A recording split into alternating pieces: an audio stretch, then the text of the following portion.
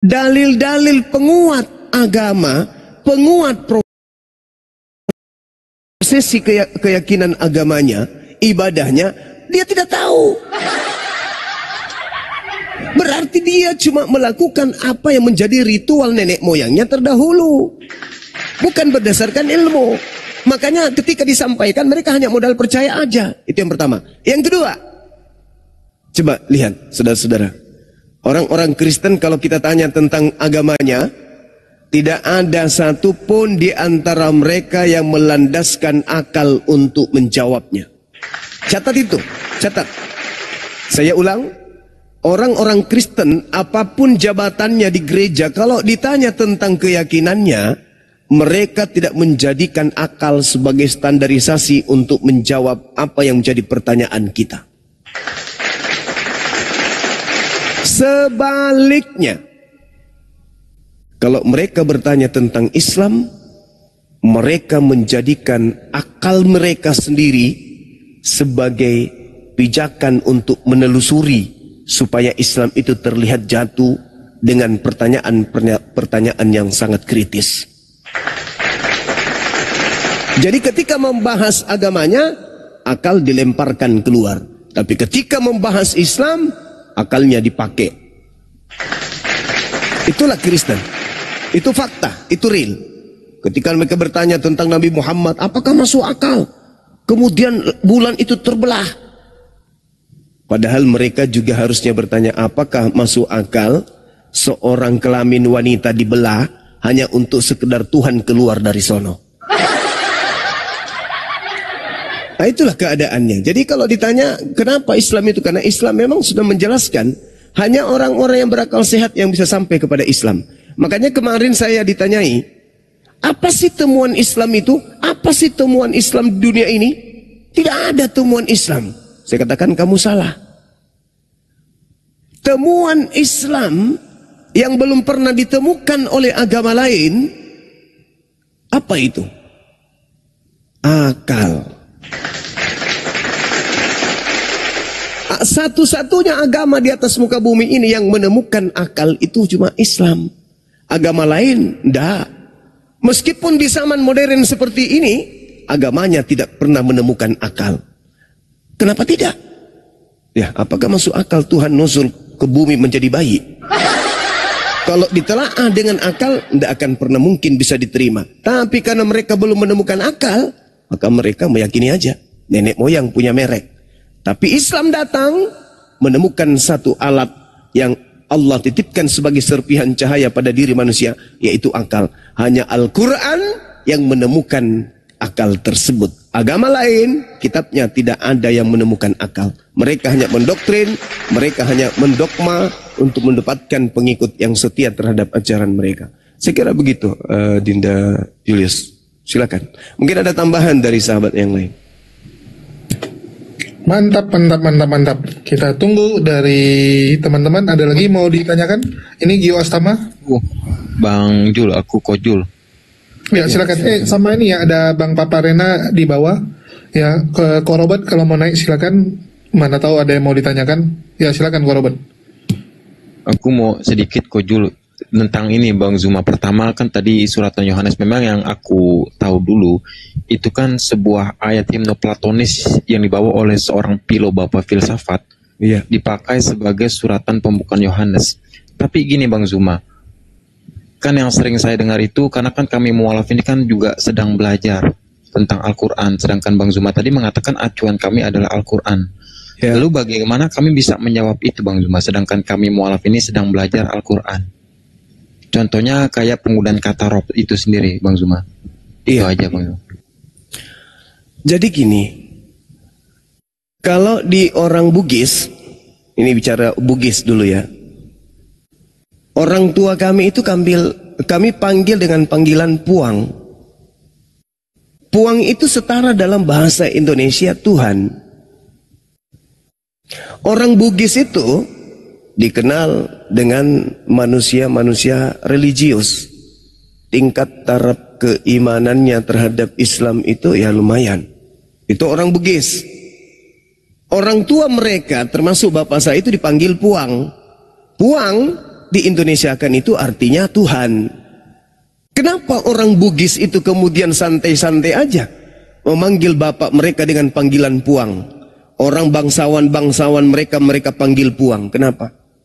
Karena orang Bugis itu paham Puang yang dimaksud di sini adalah skala kecil. Bukan Puang pencipta langit dan bumi. Bukan Puang Ta'ala. Bukan. Jadi kalau kita disuguhkan pernyataan orang-orang yang menguli-uli bahasa Quran dengan kata Rabb, sederhana. Rabb yang dimaksud di sini skala kecil. Bukan Rabbus samawati wal ard. Karena Rabb itu artinya penguasa. Rabb itu artinya pemilik. Apakah Prabowo ini penguasa? Ya. Boleh nggak dia disebut Rabb? Boleh. Tetapi yang boleh menyebutnya Rabb itu adalah orang yang mengerti makrifat. Tidak boleh juga orang serampangan dipanggil Rabb. Kenapa? Karena bisa jadi menjatuhkan diri orang tersebut jatuh pada kesyirikan. Kan tidak ngerti kata Rabb itu apa. Tapi kalau orang yang paham makrifat, Rabb itu artinya Tuan, pemilik. Nah, bapak saya adalah pemilik anak-anaknya, pemilik rumah kami. Kami memanggilnya Puang. Boleh.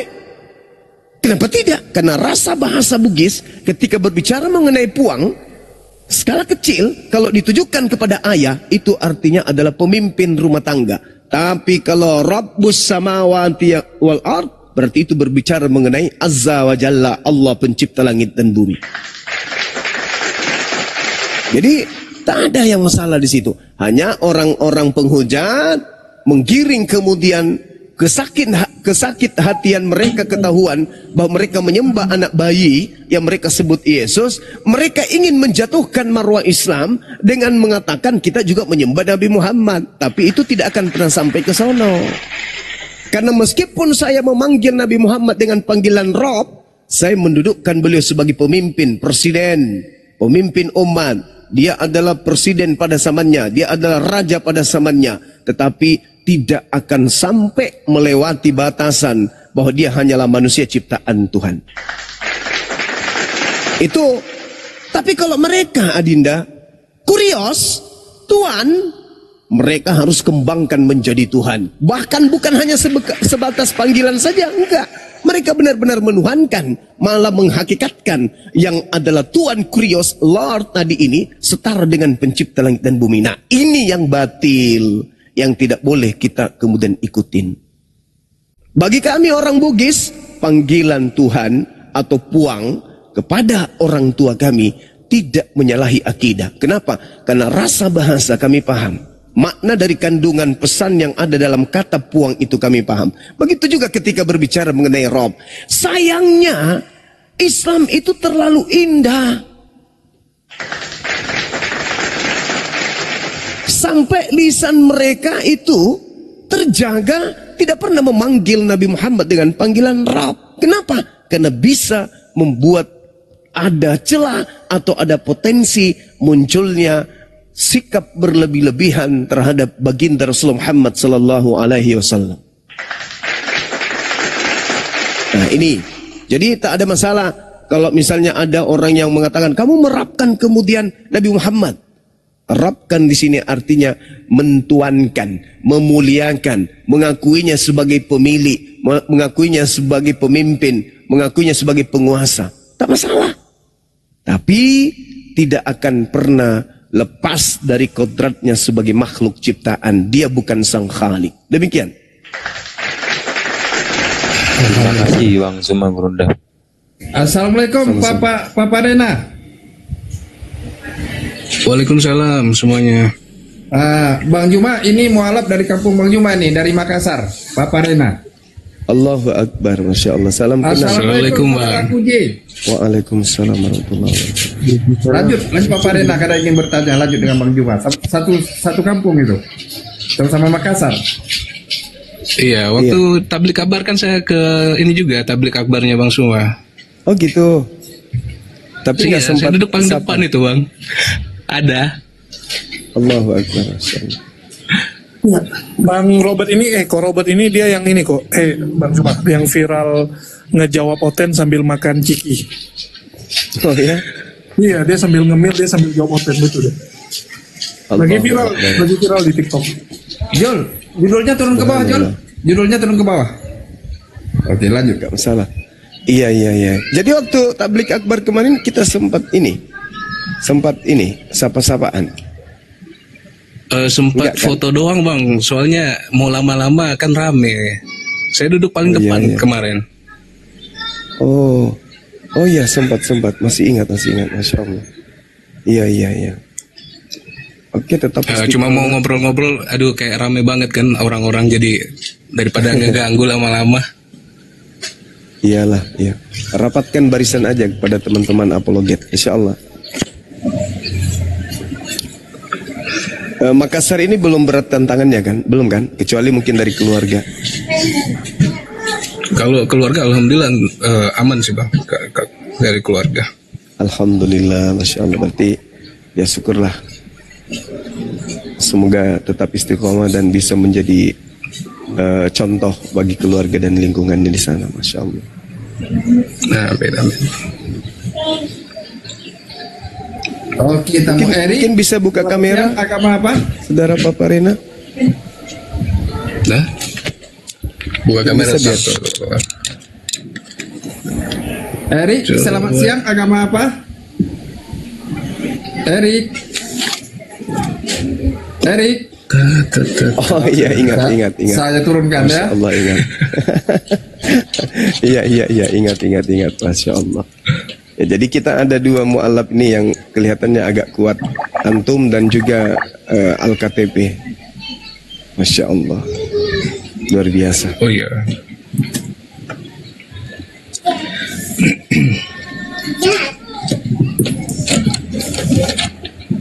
Ini teman-teman kalau sudah dapat hidayah, pasti semangat Islamnya itu mantap kali.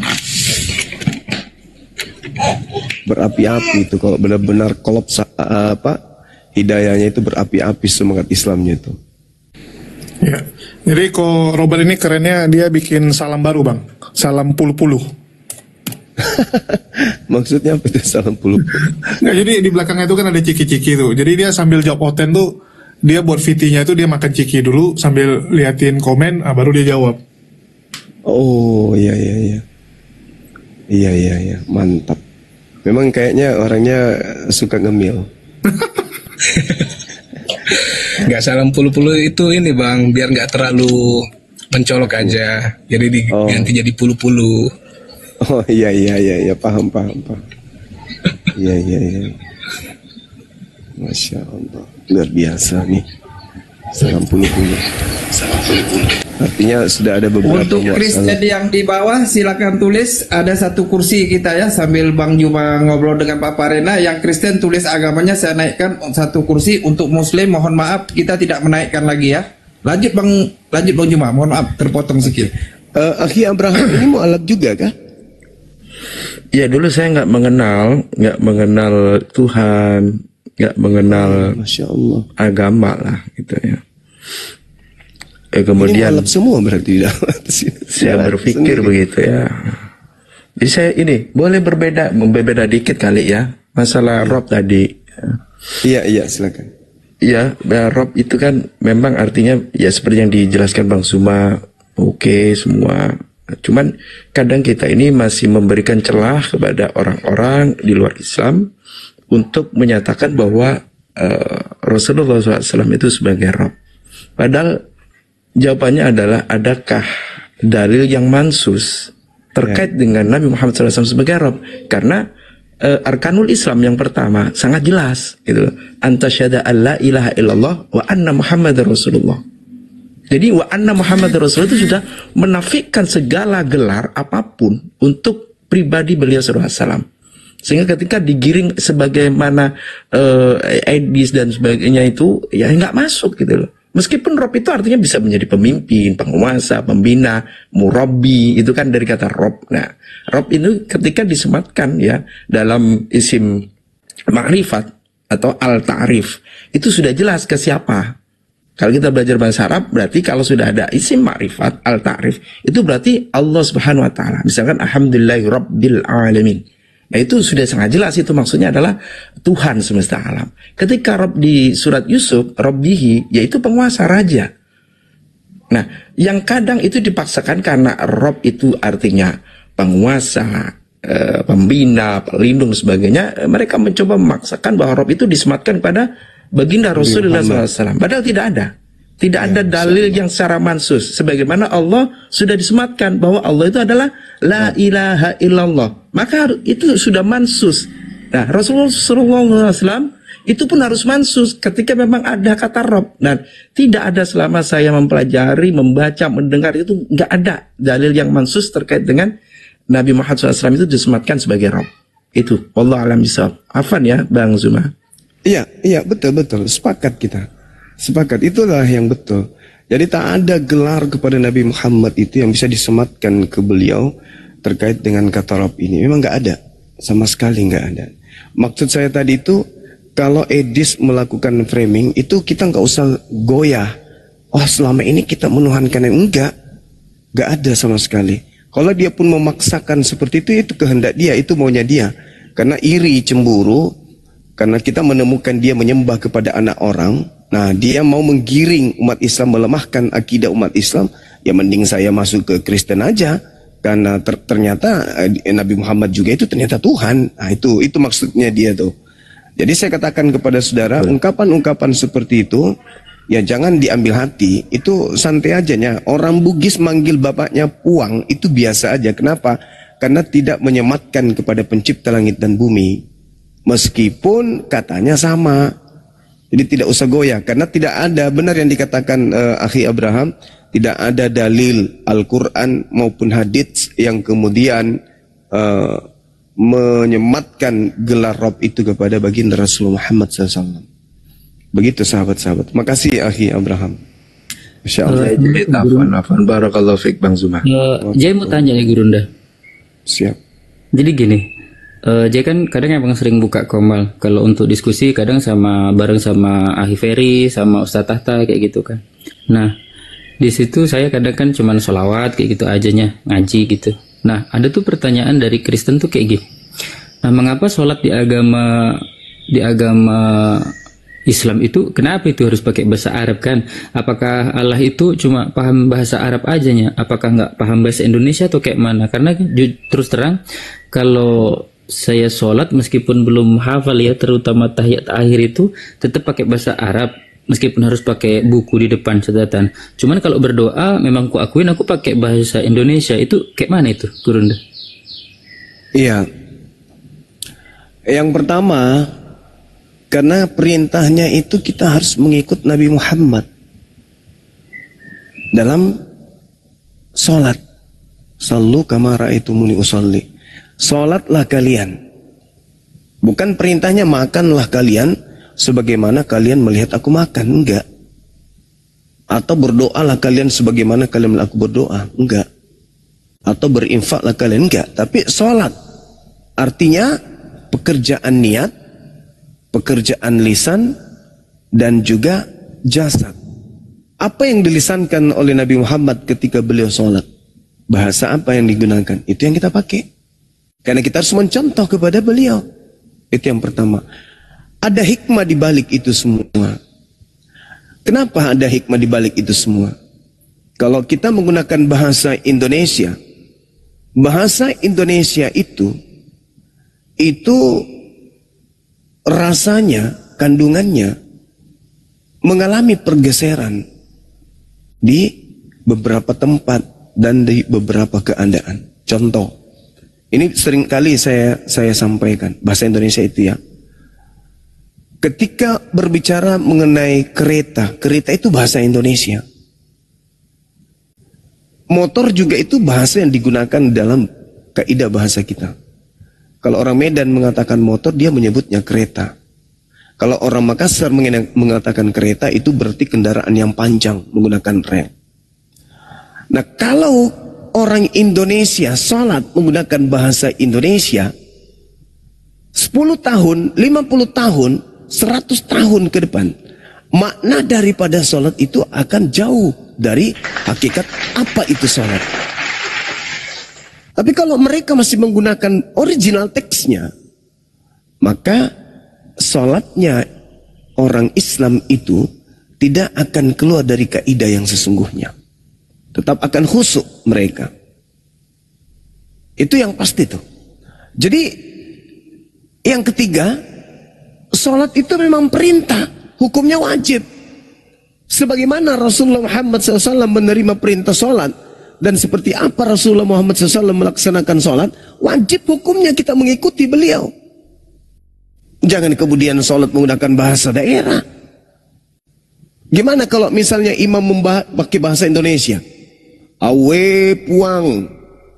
Nah, terus yang lainnya orang Jawa, yang lainnya orang Madura, yang lainnya orang Cina jadi makmum. Apa mereka akan paham? Maka kita akan mengalami keadaan sama seperti agama lain. Contoh ya, Pak Bom Anda suruh ke Jepang. Di Indonesia dia boleh sakti, mengaku-ngaku pendeta, mengaku pastor. Begitu dia ke Jepang, pendeta di sana kemudian berkhotbah menggunakan bahasa sana, dia tak ubahnya seperti ayam yang habis minum bodrek satu papan. Apa gunanya kalau seperti itu? Apa gunanya? Harusnya kayak gitu. Tapi kalau kita nih, kita ke Jepang, kita ke Amerika, kemanapun di belahan dunia ini, ketika kita menjadi makmum, kita paham imam sedang membacakan apa. Begitu juga ketika kita yang menjadi imam, makmum kita akan paham apa yang sedang kita ucapkan. Makanya Islam itu tidak boleh hanya sebatas terjemah saja. Harus paham kemudian makna. Tidak boleh hanya paham, hanya mengerti bahasa Qur'annya saja. Harus ngerti minimal kandungan daripada ayat yang dibaca. Supaya kualitas ibadah kita itu benar-benar maksimal. Jadi sebagai seorang mu'alaf bukan hanya mendengarkan bacaan toh, meskipun itu sudah dibolehkan, tapi semakin hari semakin kudu belajar kandungan dari bacaan imam atau bacaan yang kita sedang baca pada saat kita ibadah. Jadi kita ibadah itu pertama, sholat itu perintah, itu tuntunan dan wajib bagi kita mengikuti Nabi Muhammad. Yang kedua, bahasa terindah itu adalah bahasa Quran. Dan kita bisa khusyuk di dalam sholat. Saya pernah bercerita nih, ada seorang guru, bukan guru sih, ada seorang warga di samping pondok saya, yang ketika sholat subuh itu selalu kemudian menjadi imam, meskipun tak diperintahkan, dan meskipun kemudian sudah ada imam tetap di masjid kami. Tapi entah apa motivasinya, selalu saja dia menjadi imam pada saat subuh. Sementara kami anak-anak santri ini, kalau subuh hari itu kan begadang belajar sampai jam 1, kadang jam 2 kalau ada hafalan. Belum juga jam 5 kami harus bangun minimal 4:30 subuh. Begitu imamnya udah sholatnya kayak begitu jadi imam, mohon maaf, ini pelajaran.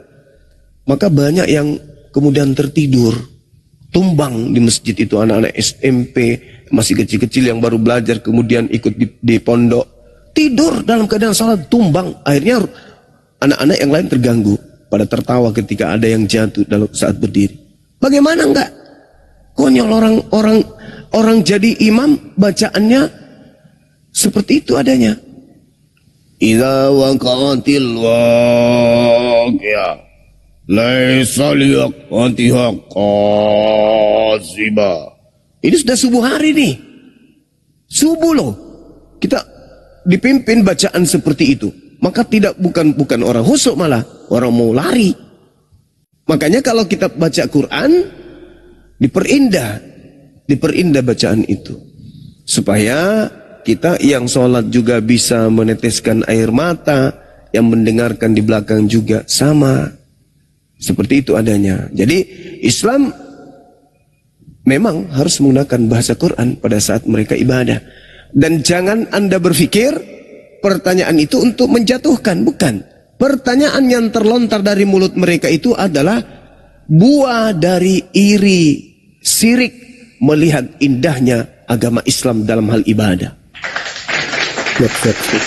Itu. Karena mereka cemburu, karena mereka iri, dengki terhadap tata cara ibadah umat Islam yang sedunia bacaannya sama. Nah, itu membuat mereka iri. Nah, itu. Tapi bukan hanya itu yang membuat mereka iri. Arah tempat ibadah masjid kita itu yang satu barisan sedunia, itu juga membangkitkan amarah dan cemburu mereka. Melihat gereja mereka bukan cuma gedungnya yang saling membelakangi, hati mereka pun saling membelakangi satu sama yang lain. Apa anjir? Siap. Terima kasih Guru. Soalnya memang beberapa kali itu ditanyakan gitu. Emangnya Tuhanmu itu cuman kau capek-capek jadi mualaf cuman mau mempelajari mantra aja Jay, katanya kayak gitu. Emang kalau sholat pakai bahasa Indonesia nggak bisa? Emang Tuhanmu itu tidak maha tahu, katanya kayak gitu. Emang Tuhanmu itu cuman Tuhan negeri Mekah aja itu Jay. Makanya lah kau balik lagi kau ke Kristen. Biar kau nggak capek-capek kau belajar kayak gitu. Jadi itu sekali lagi saya katakan bahwa itu karena iri, itu karena cemburu terhadap Islam, karena mereka satu sama yang lain tidak kemudian tidak satu komando mereka itu. Mereka di setiap negara beda-beda. Nah, kalau mengenai bahasa, apakah kemudian Allah Subhanahu wa taala itu cuma satu bahasa? Allah itu Maha tahu.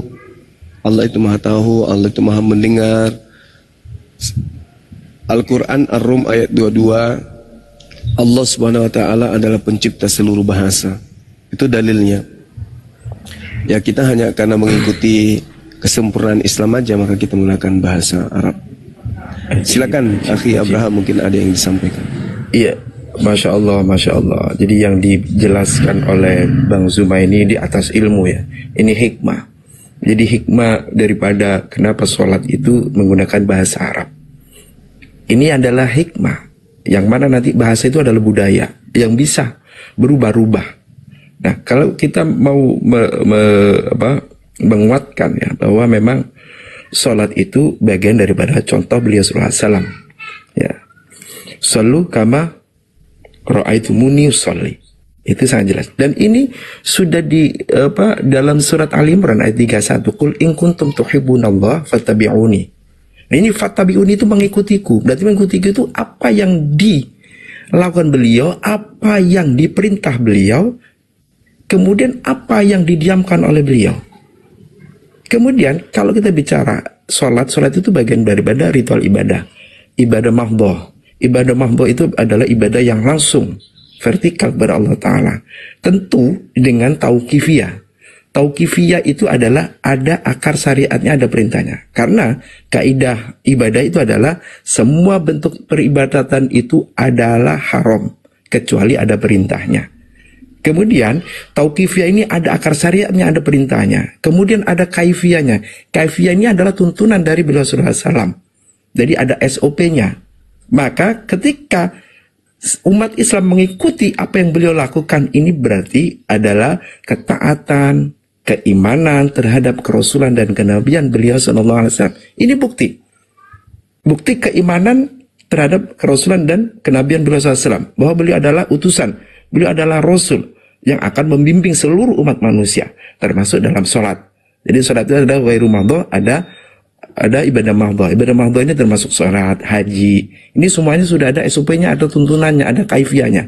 Nah, ibadah ghairu mahdhah ini ibadah yang ada tauqifiyahnya, ada perintah syar'inya, tetapi tuntunannya memang tidak ditentukan oleh beliau SAW. Misalkan sedekah dan lainnya, muamalah ya, terkait dengan muamalah. Nah, inilah bukti bahwa umat Islam ini sangat patuh kepada apa yang telah beliau sallallahu alaihi wasallam tuntunkan. Ya, jadi Masya Allah.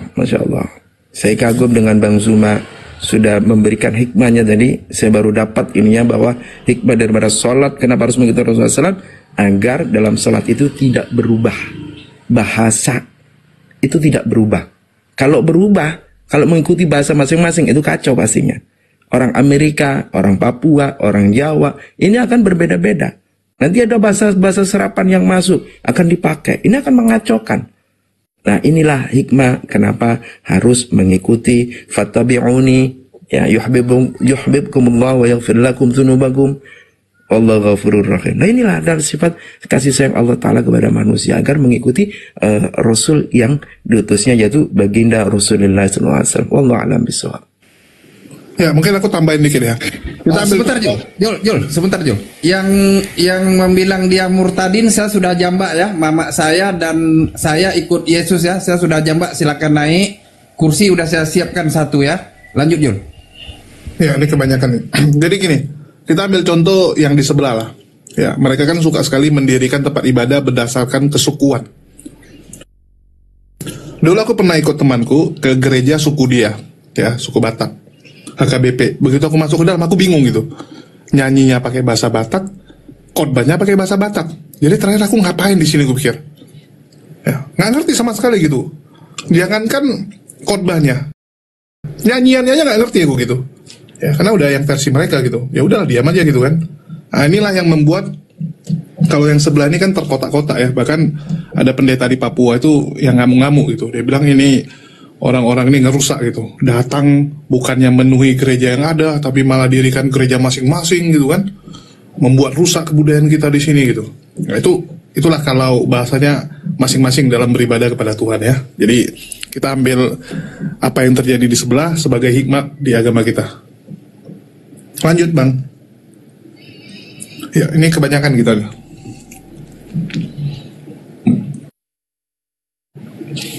Oke, kita cari Oten dulu.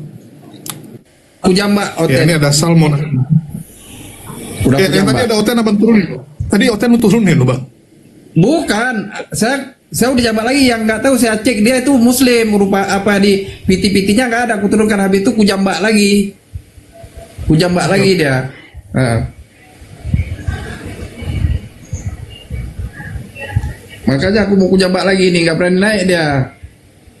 Pas dia tulis mama aku sama aku murtad katanya, oh kujambak langsung, senang kali aku. Ini kalau bisa turun aku yang turun nih. Masalah nggak bisa pula aku turun. Aku aja yang turun. Ada yang Muslim yang mau naik. Siapa naik lagi? Aku aja Jun. Aku di bawah aja. Di bawah ya. Oke. Di bawah.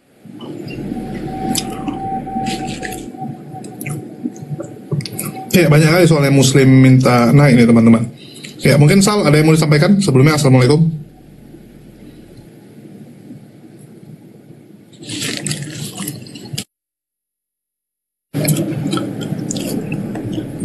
Halo Bang Ryan. Halo Bang Ryan, dari Islam, Kristen? Islam Bang. Ya, Waalaikumsalam warahmatullahi wabarakatuh. Ya, ada yang mau disampaikan Bang? Ya, cuma ada saran buat Bang Jai itu Bang. Oke. Sering-sering nonton ini Ustadz Nababan itu loh, ceramahnya dia loh. Iya. Kan dia kan dari mualaf biak juga kan. Iya, kita kenal kok, kita kenal dengan. Iya, enggak maksudnya nih Bang Jai, buat Bang Jai nih.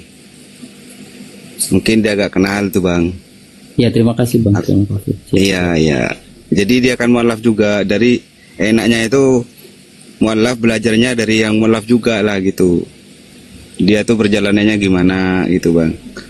Kalau mungkin tanyanya ke Muslim mungkin terlalu dalam gitu lah Bang. Nanti banyak yang nggak paham, abangnya masih nyampe di mana gitu. Jadi untuk sholat tuh katanya Bang. Jadi abangnya tuh mau sholat di mana aja, Amerika di mana ya tinggal masuk masjid sudah bacanya sama gitu Bang. Nah kalau sebelah itu kan katanya ya kalau di Amerika dia harus daftar ini ya, nggak jadi ibadah dia gitu. Dan banyak lagi lah Bang. Oke, siap Bang. Ya, iya, jalan. Iya. Terima kasih Bang. Ya, Assalamualaikum. Waalaikumsalam. Ya, yang tadi Oten ku jambak kok di, aduh, Bang Naga. Itu ada Oten tadi udah mau ku terima, tiba-tiba di sepak pula sama Bang Naga.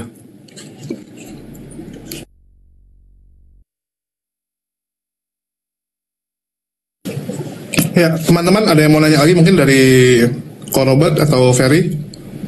Bu, boleh Kojul? Ya, silakan. Iya, mau nanya ini sih, memang kan pada dasarnya kan kami Kristen, tapi kami kan nggak mempelajari kristologi secara mendalam Bang Zuma. Jadi memang banyak dari teman-teman Kristen sendiri selalu mengkaitkan tentang Tritunggal itu dengan Kejadian 1 Bang Zuma. Dari Yohanes 1 ke Kejadian 1. Hanya minta penjelasan itu aja sih Bang Zuma. Gimana Dek? Gimana? Sorry. Saya Saya lagi tonton ini konten-kontennya Akhi Papa Reno. Ya, gimana? Iya.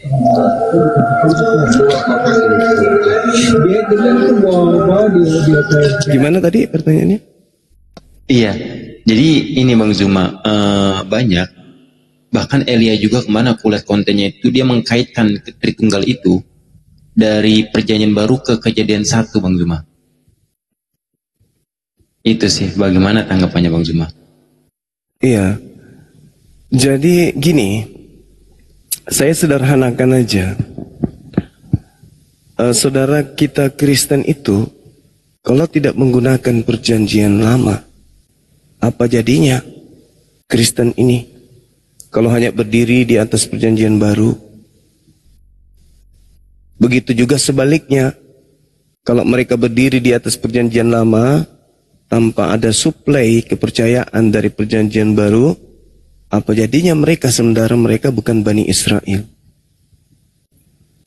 Jadi trik yang digunakan untuk mempertahankan keberadaan kekristenan ini, mereka harus mengambil data dari kitabnya orang Yahudi biar tidak murni bersumber dari hasil konsili terkait dengan Kristen. Mereka harus mengambil data dari kitabnya orang Yahudi. Dalam arti kata terjemahan ya, sebenarnya itu sudah bukan kitabnya orang Yahudi sih. Karena itu sudah mengalami koreksi, evolusi, kemudian revisi, dan seterusnya. Mulai dari abad keempat sebelum Masehi sampai kepada abad keempat disatukannya antara terjemahan dari Septuaginta ke dalam bahasa mereka ini dengan Perjanjian Baru itu.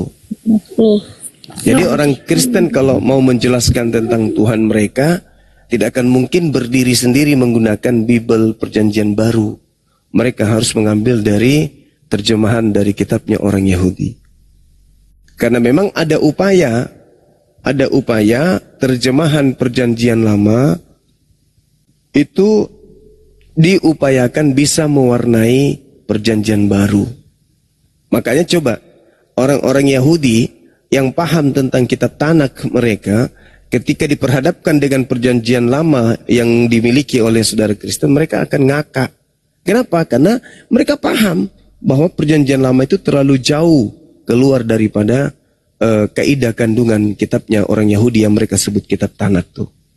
Jadi kita orang Indonesia ini juga jangan terkesima, jangan bisa diperdaya ketika mereka mengatakan Yesus itu Tuhan sebagaimana dalam Perjanjian Lama. Jangan menjadikan kita, oh ini kitabnya orang Yahudi. Bukan sama sekali. Itu bukan kitabnya orang Yahudi itu. Tapi terjemahan dari abad keempat yang kemudian mereka revisi, sehingga kemudian duduk rangkulan dengan kitab kanonik dan surah-surah Paulus. Dibuat sedemikian supaya mereka melihat dua kitab ini itu rangkulan.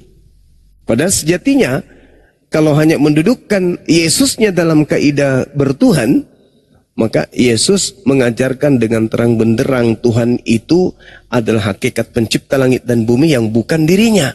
Dan dirinya oleh Yesus dia jelaskan bukan pencipta itu yang menjadi manusia. Sederhana itu. Jadi kalau mereka menggunakan kemudian teori bahwa Yesus itu adalah Tuhan itu sendiri, sebagaimana yang ada di dalam kitab Kejadian. Ingat, Kejadian 1 itu tidak hanya bercerita tentang 3 hal di sana. Di situ ada air, di situ ada samudra. Kenapa tidak diikutkan itu? Kenapa nggak diikutkan kemudian terkait dengan yang lain-lainnya yang hadir di situ? Pada ketika berbicara mengenai Ruach Elohim, artinya apa menurut yang punya kitab? Ruach Elohim itu artinya angin, atau udara, atau oksigen yang kemudian adalah milik kepunyaan Allah. Maka dikatakan Ruach Elohim artinya angin Allah atau angin Tuhan. Sama seperti air Tuhan, rumah Tuhan, hamba Tuhan, bumi Tuhan, alam Tuhan. Bukan berarti objek ini adalah Tuhan. Tetapi sesuatu yang disandarkan kepada Tuhan. Artinya milik kepunyaan Tuhan. Misalnya Baitullah. Bait Allah atau Baitel atau Bait El, bukan berarti rumah itu adalah El atau Eloah, bukan. Tetapi itu hanya sandar kepada El. Segala sesuatu yang disandarkan kepada Allah itu adalah milik. Artinya kalau dikatakan ruh Elohim, artinya ruh milik Allah. Bukan berarti itu adalah Allah. Sama seperti Baitullah, rumah milik Allah, bukan berarti rumah itu adalah Allah. Nah, mereka mencoba kemudian menjadikan kita ini seakan-akan orang yang tidak ngerti Bible. Ruah Elohim itu artinya angin Tuhan yang melayang-layang di atas permukaan air. Bukan Tuhannya yang melayang-layang, tapi udara, oksigen itu, angin yang kemudian melayang-layang. Anginnya maksudnya yang bertiup di atas permukaan air, itu maksudnya. Gitu. Oke, ada Bang Ray dan Rea. Wah, double R. Ya, shalom. Halo, siapa mau duluan? Ray? Yuk. Ya, ada yang mau disampaikan? Silakan Bang Ray. Sama siapa ini mau disampaikan? Iya, mau nanya atau mau apa gitu, mau joget boleh juga. Boleh joget? Boleh, silakan. Nanti Bang Juma nggak terima. Lah, kenapa nggak terima? Kan memang beribadah kalian joget. Harus hargai itu. Iya, kok tahu? Ya tahu lah Bang, viral kok. Pernah Kristen? Pernah Kristen. Berarti pas kamu Kristen ibadahmu joget-joget? Iya, ada jogetnya Bang, salto-salto gitu. Pantas kamu pindah kalau kayak gitu. Katanya gereja sesat Bang ya? Hai, berarti gereja yang kau tempati kemarin itu sesat. Wih, semua gereja karismatik sesat, luar biasa. Oke, silakan. Ada yang mau ditanyakan? Banyak. Oke, yang simpel aja, yang simpel Bang Juma. Iya. Nah, aku mau tanya nih. Pendeta kan ada sekolahnya, makanya dia menjadi pendeta. Jadi ustadz itu siapa yang ngangkat dia jadi ustadz? Hah? Ustadz itu artinya apa? Tadi saya kan kurumnya si tahta, saya tanya dia ustadz tahta katanya. Yang mengangkat jadi ustadz tahta siapa? Nggak bisa jawab. Coba. Ya, ustadz itu kan apa? Guru, orang yang ngajar. Iya, yang angkat dia gelarnya di ustadz itu siapa? Ya muridnya lah. Oh muridnya. Bang, tadi di komalku kau Bang. Iya itu aku bilang. Ustadz Tata nggak bisa jawab tadi, kan muter-muter kan? Sudah dijawab tadi. Fitnah ya, jam. Apa coba dijawabnya? Sebagai seorang pemilik komal saya harus jawab nih. Tadi di komal saya Anda dan sudah dijawab itu. Iya coba apa dijawabnya, kalau ada jawabannya coba apa dibilangnya? J, coba apa dibilangnya? Kalau siapapun yang mengajar itu kalau dalam ranah Islam bisa dipanggil ustadz. Memang kenapa? Itu meskipun penghargaan. Dia masih anak kecil gitu. Ya kalau dia ngajar. Iya, biarpun anak kecil dia udah bisa dipanggil kalau ustadz. Dia ngajar. Iya, kalaupun dia masih ini. Kalau dia pendidik bisa, kenapa tidak? Berarti tidak ada batas usia. Kenapa, saudara? Kenapa Anda heran ketika ada manusia dipanggil ustadz, sedangkan ustadz itu adalah gelar kepada manusia? Tapi ada manusia kau gelari Tuhan? Oke, bentar. Gini. Kenapa saya menanyakan itu? Karena ada yang mualaf baru mualaf seminggu 2 minggu udah jadi ustadz gitu. Kok bisa? Ya kalau dia dapat hidayah, belum dapat ilmu, kenapa tidak? Hidayah dari mana? Masa baru agama masuk pindah agama ke Islam udah jadi ustaz? Iya suka-suka mereka lah. Ada juga orang yang sudah usianya 70 tahun lebih nggak dipanggil ustaz di Islam. Apa masalahnya? Iya kan jadi pertanyaan itu. Masa 2 minggu baru mualaf udah jadi? Iya, ada juga. Gitu loh. Ya, ada juga teman saya baru mualaf sebulan oleh keluarganya dipanggil ustaz. Ada anak didik saya ya, seorang dokter ahli bedah jantung. Baru sebulan ketika dipanggil sama keluarganya dipanggil ustadz. Meskipun itu tujuannya untuk memperolok-olok, tapi memang pantaslah dia dipanggil ustadz sama mereka. Kenapa? Karena keluarganya belajar tentang Tuhan dari siswa saya. Berarti jadi ustadz itu tidak ada batas usia. Tunggu. Aku mau kasih nampak sesuatu nih. Bang Ray. Masalah ustadz. Iya. Cuman berarti gelar. tidak ada batas usia jadi ustadznya. Iya. Iya. Ray, ini apa nih Ray?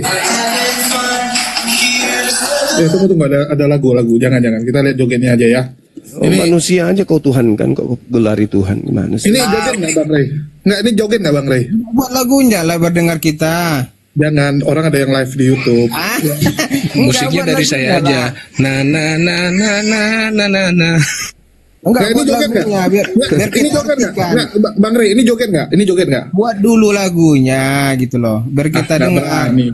Nggak Biar berani. kita dengar, entah dia lagu apa kita nggak dengar kan? Iya, ini joget nggak? Aku lagu itu nggak ada hubungan dengan gerakan. Joget itu Kita gerakan. nggak tahu dia joget atau senam atau nari atau gimana karena lewat lagunya kita nggak tahu apa lagunya.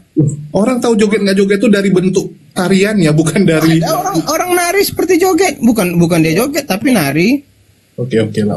Gitu loh. Coba buat lagunya. Kita tengok, kita tonton bersama yuk. Ya inilah orang-orang yang biasa lah ya, orang sebelah ini yang nggak Coba- pernah mau terima coba kebenaran. buka. Enggak. Ini kenapa aku tampilkan teman-teman? Kalian bisa lihat ya. Jangan tanggung-tanggung langsung kalau mau. Iya, tadi kan Bang Ray udah bilang gereja-gereja seperti ini gereja sesat, dia bilang gereja Siapa sesat. yang bilang? Gereja yang pernah kau tempati, kau bilang joget-joget. Iya, yang joget artinya sesat kan? Oke. Semua gereja. Oke. Kalau memang kau benar Kristen pernah joget-joget, berarti gerejamu sesat waktu Oke, itu. ya. Jadi yang gereja joget Karena sesat. di gereja itu tidak pernah ada joget-joget. Ya, dan ini Menyembah beda dengan joget-joget. ya, Kau paham. Kalau memang kau pernah jadi Kristen, boleh aku ngomong dulu Bang Ray? Ya, kita ngomong pakai data. boleh. Makanya aku Astagfirullah, memang Oten ini nggak pernah bisa tertib nih. kalau pernah Kristen, Udah ya, jadi gini, aku langsung tembak-tembak aja. Jadi Bang Ray tadi udah bilang ya, gereja yang joget-joget itu artinya sesat. Gereja yang sesat. Ini gereja GPDI. Ya ini gerejamu, gerejamu. Oke, turunin aja lah, nggak bisa ngomong dia. Inilah ciri-ciri Oten teman-teman ya, nggak pernah mau terima dikasih kebenaran. Dan ini, ya, aku kasih nampak teman-teman, yang joget ini. Waalaikumsalam. Joget ala GPDI. Jadi GPDI ini adalah gereja tempatnya si abang tadi, ya, si Ray tadi dari GPDI teman-teman. Dia taruh profil pic-nya tuh GPDI kan. Nah, jadi ini gereja dia. Jadi gereja dia tuh joget-joget dan baru sini orangnya udah pada pergi semua. ya, dan dia bilang gereja tersebut gereja sesat ya. Jadi GPDI tempat si Ray bergereja itu adalah gereja sesat. Terima kasih Ray.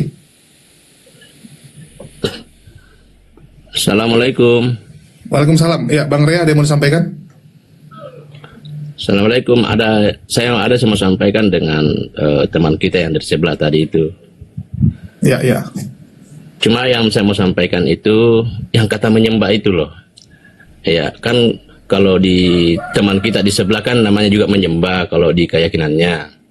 Terus kalau di Muslim kan juga menyembah. Cuma saya mau tahu sebenarnya itu menyembah seperti apa dia punya prakteknya. Kalau menurut saya, ini kan saya awam dalam agama. Namanya menyembah kan kata dasarnya sembah. Nah, terus kalau praktiknya sembah itu seperti apa? Apakah kita bernyanyi atau bersujud? Itu saja. Saya kira seperti itu. Oke, silakan Bang Juma. Iya. Menyembah dari kata dasar sembah.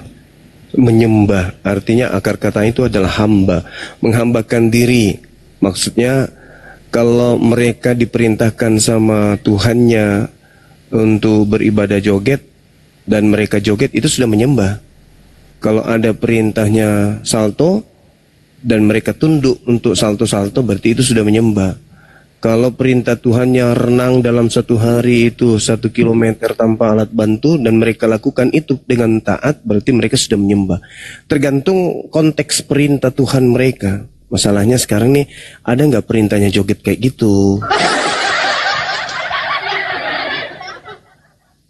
Kurasa nggak ada perintah kayak gitu. Yang lucu tadi dia tahu itu GPDI Bang. Jadi karena dia tahu itu GPDI, dia langsung alihkan pembahasan kemana-mana. Karena terbukti gereja dia sendiri kan. Iya betul. Ya, perintah joget kayak gitu ya Emang ada gitu. Iya, dia yang bilang pula gereja yang joget, gereja sesat, anjir, gerejanya sendiri. Jangan-jangan dia sudah keluar dari sana. Tapi masih filmnya masih dia pakai tuh. Ya, Ucil ada yang mau disampaikan, silakan. Iya,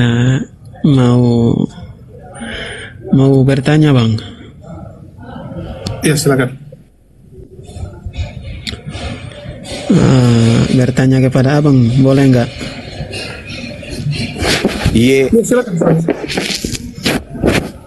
Oke Bang.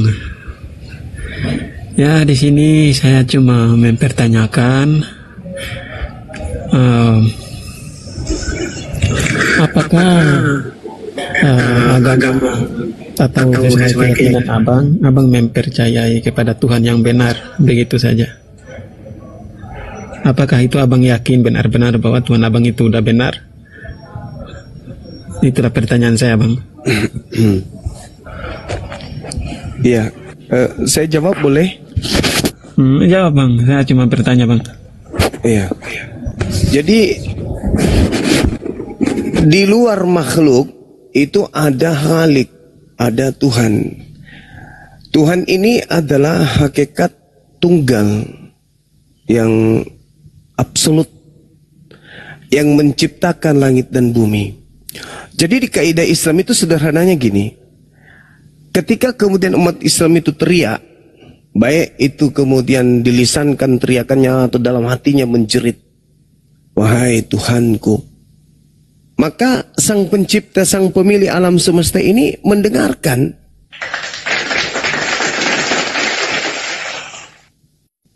Umat Islam itu tahu itu. Ketika mereka berbicara, ya Rabb, ya Tuhan, duhai Engkau yang maha besar.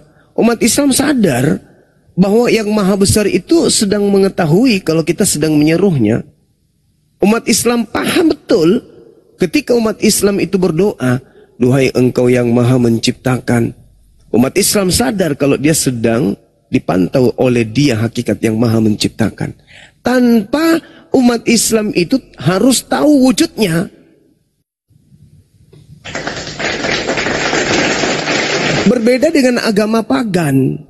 Ketika mereka menyembah, memanggil Tuhannya, maka kalau dia membayangkan Tuhannya pada masa bayi, maka yang muncul dalam benaknya adalah manusia dalam bentuk bayi.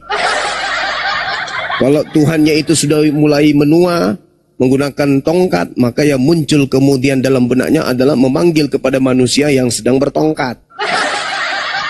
Kalau Islam tidak begitu. Makanya dalam Al-Quran itu diterangkan apa? Sanurihim ayatina fil afaq wa fi anfusihim hatta yatabayyana lahum annahul haqq. Umat Islam mengenal pencipta langit dan bumi karena Tuhan pencipta langit dan bumi telah menciptakan.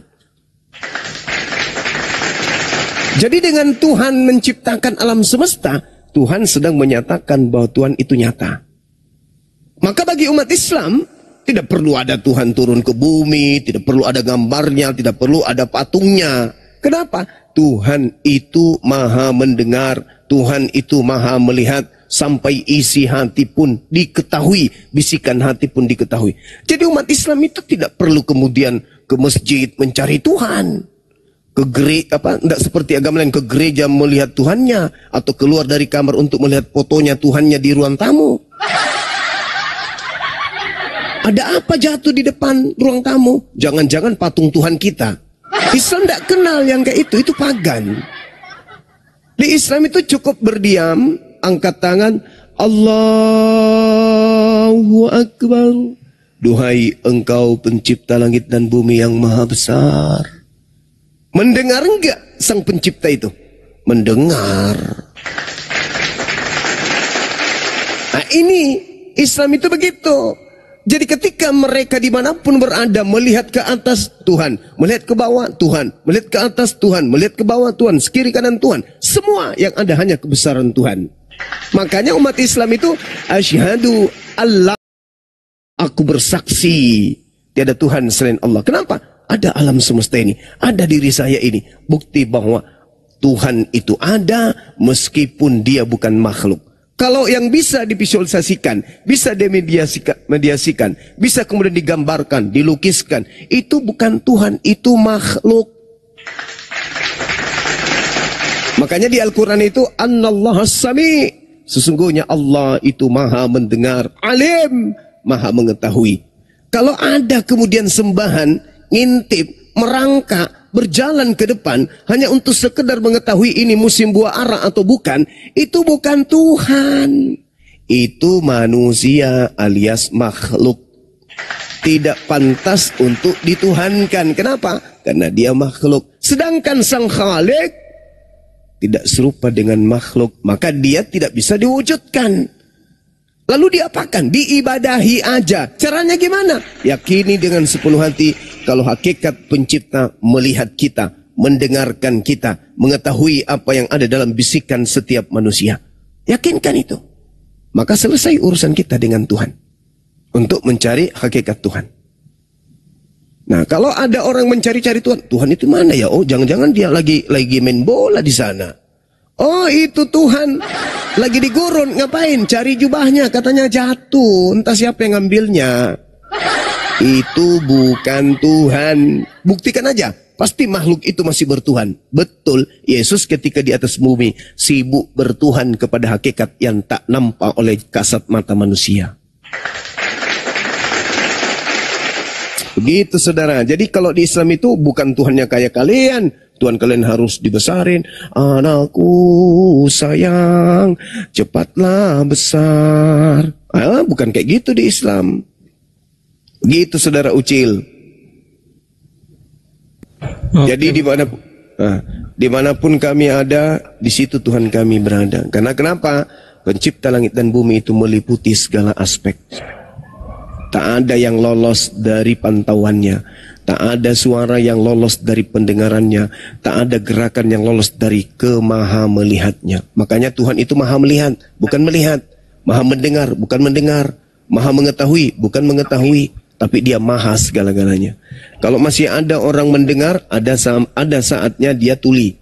Kalau ada orang yang mengatakan melihat, ada saatnya dia buram, dia buta. Tapi kalau maha melihat, itu nggak ada. Maha mendengar, itu nggak ada. Nggak ada tuli, nggak ada buram, nggak ada matanya kemudian kena katarak. Begitu saudara, itu baru memuliakan Tuhan namanya. Mendudukkan Tuhan pada kodratnya sebagai sang Khalik, pencipta yang tak tersentuh oleh dimensi manusia atau makhluk. Begitu. Kalau ada Tuhan punya gigi, 1 bulan tidak sakit gigi, sakit giginya. Ada Tuhan kemudian punya perut, punya lambung, dia tidak makan 1 minggu, kena busung lapar. Ada Tuhan kemudian serupa dengan manusia, tidur nggak pakai selimut, kena masuk angin. Tidak mandi bisa kena panu. Tidak cukur rambut bisa gondrong dia. Karena kenapa? Dia bukan Tuhan, dia manusia, dia makhluk. Begitu saudara. Orang berakal sehat tidak akan mungkin menyembah kepada sesamanya makhluk sesempurna apapun makhluk tersebut, apalagi kalau sampai dia mati dikutuk oleh sesamanya makhluk. Demikian, saya kira gitu. Mantap, Panglima. Assalamualaikum warahmatullahi wabarakatuh. Waalaikumsalam warahmatullahi wabarakatuh. Keren Bang. Oke. Makasih Bang Zuma. Abang Zuma udah jelaskan panjang lebar ya bahwa Tuhan Abang Zuma benar, tapi menurut saya kalau memang benar Tuhan itu benar ada dan benar berkuasa menciptakan langit dan bumi, ya kenapa di dalam kitab-kitab para nabi yang diturunkan kepada umat manusia di muka bumi ini, dari kitab pertama sampai yang terakhir, kenapa tidak pernah mencatat dan mengklaim eksistensi Allah SWT sebelum dia muncul di abad ke-7 dipromosikan oleh Nabi Muhammad? Itu yang saya masih lakukan, Bang. Oke, Bang. Begini, saudara. Allah Subhanahu wa Ta'ala menjelaskan di dalam Al-Quran ketika mengambil perjanjian yang sangat agung di masa praeksistensi para nabi. Apa kata Allah? Bismillahirrahmanirrahim. Surah Ali Imran ayat 81. Wa iz ahazallahu mitsaqan nabiyyin lama ataitukum min kitab wa hikmah Summa ja'akum rasulun musaddiqul lima ma'akum latu'minunna bihi wa latansurunnah qala aqrartum wa akhaztum ala dhalikum isrih qalu aqrarna qala fashhadu wa ana ma'akum minasyahidin. Dan kata Allah, wahai umat manusia, wahai Nabiku Muhammad, ingatlah ketika Allah mengambil perjanjian dari para nabi. Ini masa pra eksistensi, masih di alam ruh. Manakala aku memberikan kitab dan hikmah kepadamu, lalu datang kepadamu seorang rasul, yaitu Nabi Muhammad, yang membenarkan apa yang ada pada kalian, niscaya kamu akan sungguh-sungguh beriman kepadanya dan menolongnya. Allah berfirman, apakah kamu setuju atas perjanjian ini? Apakah kalian menerima atas perjanjian ini? Yang demikian itu? Mereka para nabi menjawab, ya, kami setuju bahwa kelak di penghujung masa kenabian kamu akan mengutus seorang rasul bernama Nabi Muhammad SAW. Jadi di alam ruh Allah mengangkat para nabi, sudah ditentukan nabi-nabi. Makanya Yesus mengatakan dalam Yohanes 17, permuliakanlah aku sebagaimana kemuliaanku yang ada di kehadiratmu sebelum dunia itu ada. Kenapa? Karena para nabi itu memang sudah ditentukan sebelumnya. Sudah ditentukan, habis nabi ini, kuutus nabi ini, habis nabi ini, kuutus nabi ini. Nah, Allah sudah mengatakan itu. Maka dalam kitab Yeremia itu, aku tahu rancangan-rancanganku tentang kalian. Bukan rancangan membinasakan, tapi rancangan shalom, rancangan damai sejahtera. Jadi Islam itu sudah direncanakan, sudah dirancang oleh Tuhan. Kedatangan Islam sebagai penyempurna, udah dirancang. Yesus pun dikatakan apa? Yesus adalah juru selamat. Tidak dikatakan juru Nasrani, juru Kristen, enggak. Tapi dia dikatakan juru salam. Apa salam itu? Salam. Apa salam? Salam itu Islam. Jadi Yesus itu adalah juru Islam. Makanya dalam catatan Ibrani 5 nomor 7, dalam kesolehannya doa Yesus diijabah. Tuh, Yesus seorang soleh.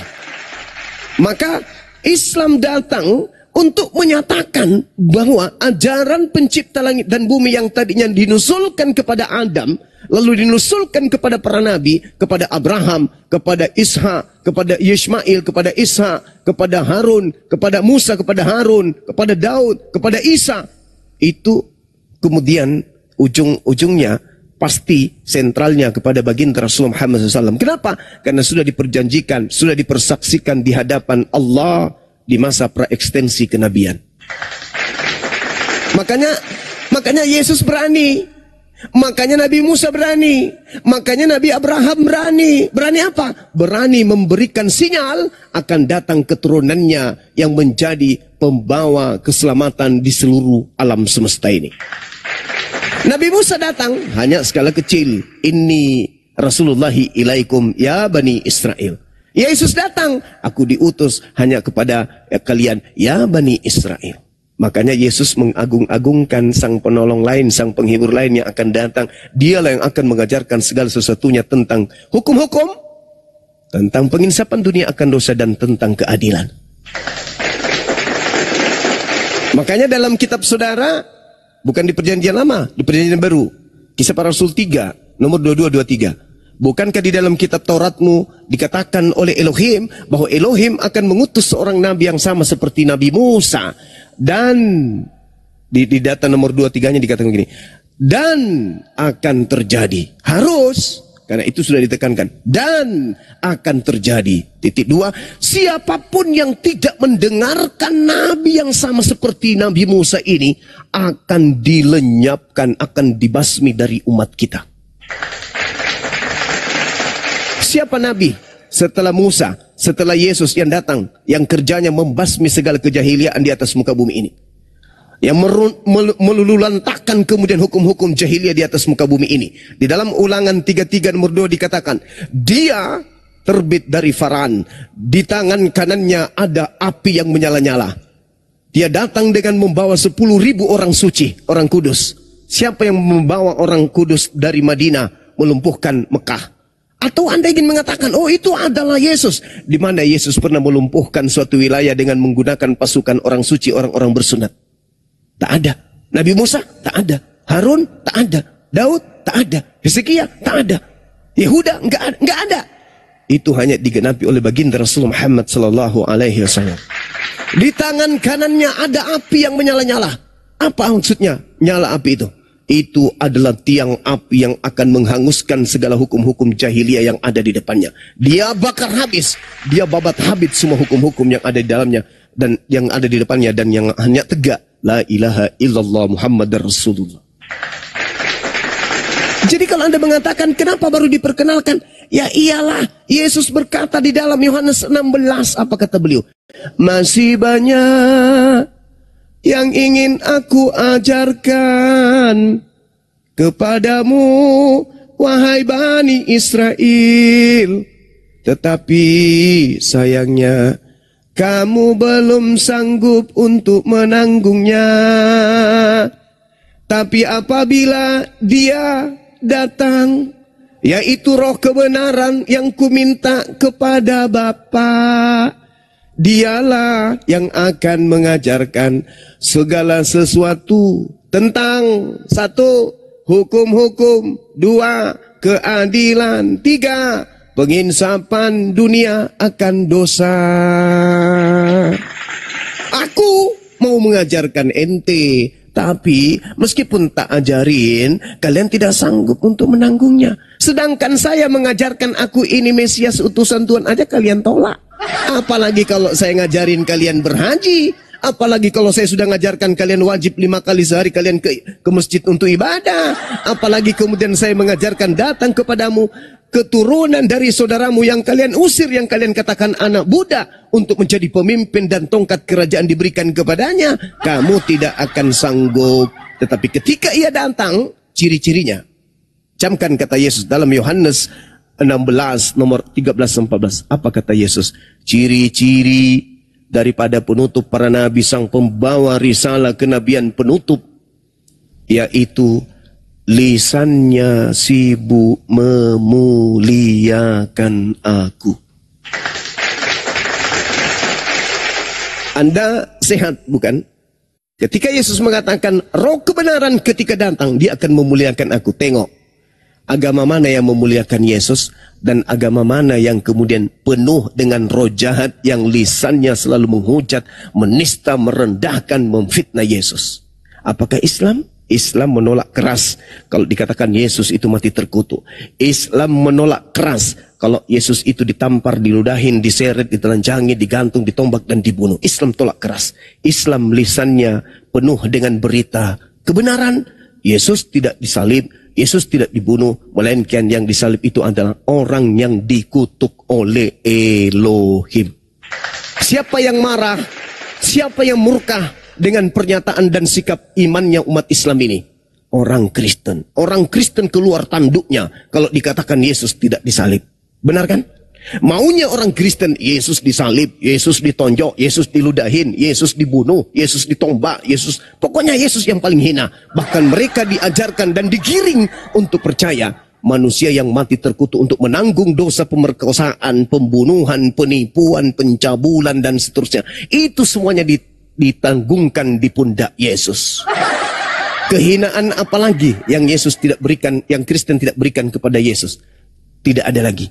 Semua dosa-dosa yang dilakukan oleh para pelaku maksiat, curi ayam, curi kambing, semuanya menjadi bebas dari hukuman. Kenapa? Karena curi kambing, memperkosa ibu kandung, memperkosa anak sendiri, itu tidak ditanggungkan kepada pelakunya, tetapi dilemparkan kepada pundak Yesus. Penghinaan apalagi yang kurang terhadap Yesus ini dari Kristen.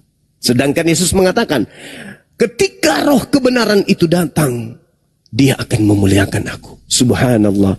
Kami hanya menemukan dari orang-orang Islam lisan mereka terjaga untuk memuliakan Yesus, bahkan menyebutnya alaihi salam. Kalau Kristen, siapa yang mati dikutuk di atas tiang salib? Yesus paman.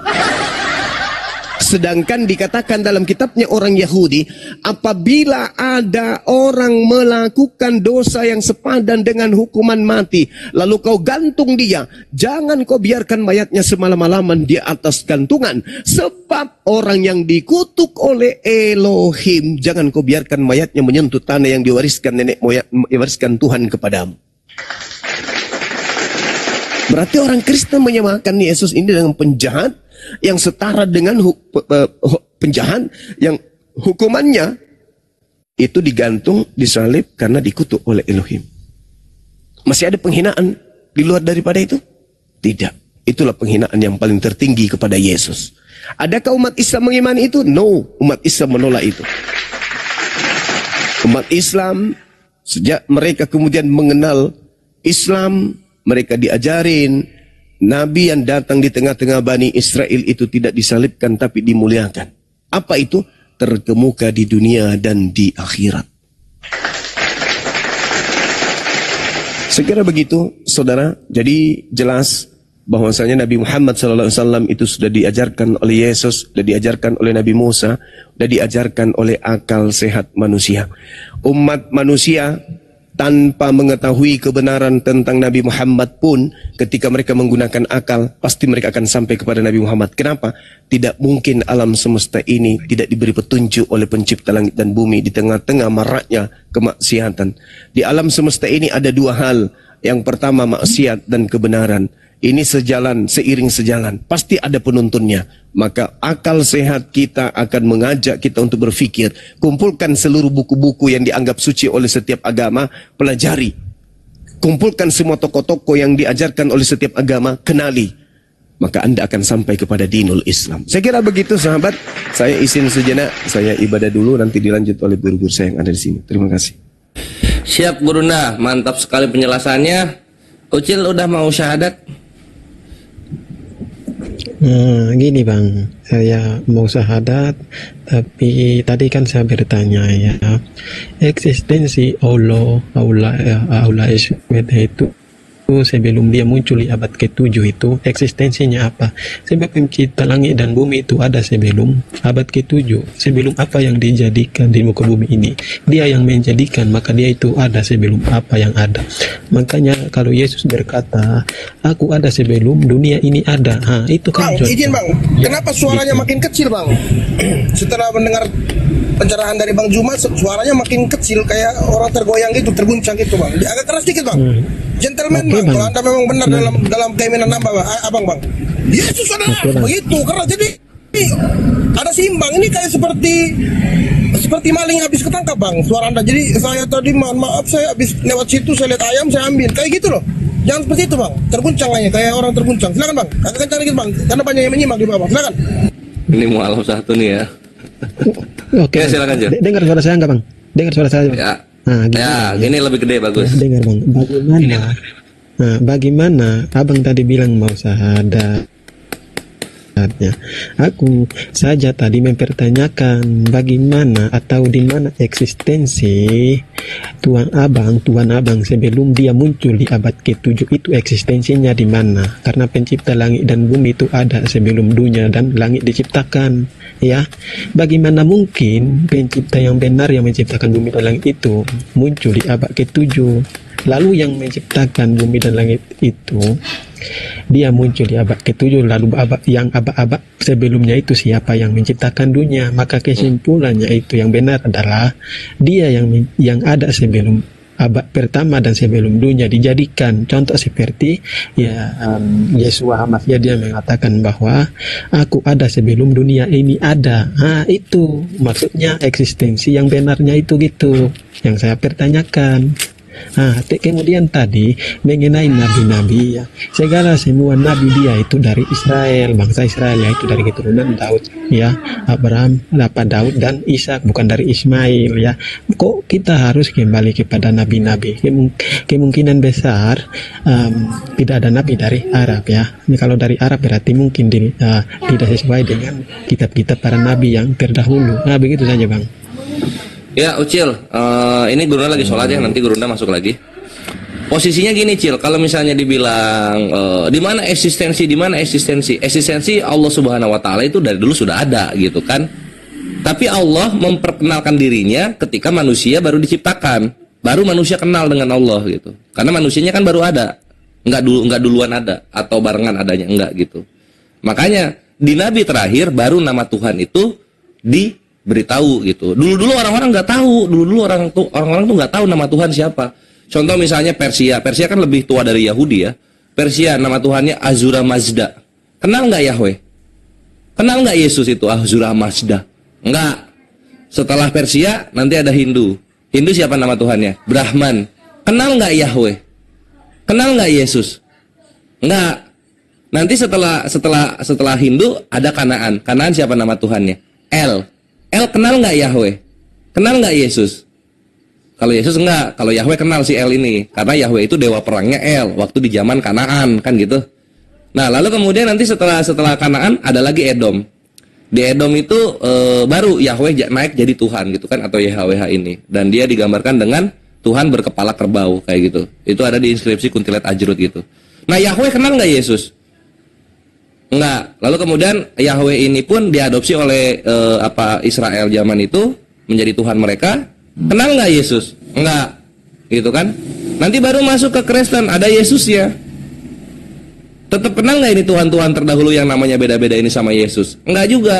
Jadi artinya apa? Semua bentuk Tuhan-Tuhan terdahulu itu adalah Tuhan-Tuhan palsu, Ucil. Kok bisa begitu, Kores?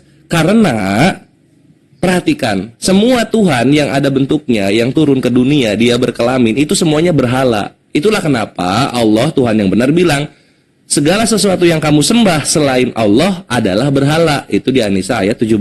Allah berfirman lagi di surah Al-A'raf ayat 194. Sesungguhnya berhala-berhala yang kamu sembah selain Allah hanyalah makhluk yang lemah, yang serupa juga dengan kamu. Jadi kita lihat ini, semua Tuhan-Tuhan terdahulu sama nggak dengan kita gitu bentukan-bentukannya. Ada Zeus, ada Jupiter. Sama bentuknya berkelamin? Iya, berkelamin. Lalu ada Yesus, maaf, berkelamin, dia berkelamin juga. Yahweh di inskripsi Kuntilaet Ajrutnya Edom, dia kepala kerbau, badan manusia. Berkelamin juga. Lalu Ahura Mazda, berkelamin enggak, tapi dia bentuknya api, oke. Lalu kemudian ada Brahman juga. Kalau Brahman memang tidak terlihat, tapi dia manifestasi wujud menjadi 3, yaitu Trimurti kayak gitu kan. Nah, ini juga enggak diperkenalkan oleh nabi-nabi kayak gitu. Sehingga apa? Terbuktilah Islam itu Tuhan yang benar, eksistensinya nyata dan komit, gitu kan? Berbeda dengan Tuhan-Tuhan yang lain yang ujung-ujungnya menjiplak Islam. Menjiplaknya di mana, Kores? Lihat aja sekarang, apakah mereka kelihatan Tuhannya? Enggak, ya itu ngejiplak namanya. Katanya kelihatan, kok sekarang nggak kelihatan? Menjiplak Islam. Jadi yang dijiplak itulah Tuhan yang sesungguhnya, yang sebenar-benarnya gitu. Karena ujung-ujungnya yang dibilang eksis, sekarang tidak eksis gitu. Terus yang kedua mengenai perkara nabi-nabi. Nah, kita balik lagi sekarang ke Persia nih, yang lebih tua dari Yahudi agamanya gitu. Dibilang katanya aku ada telah sebelum dunia ada. Kenapa Zoroaster nggak kenal Yesus dan Yahweh? Lebih tua ini Zoroaster, gitu kan? Berabad-abad sebelum Musa lahir Zoroaster udah ada. Bayangin itu. Jadi kalau dibilang nabi yang benar itu dari Israel, ini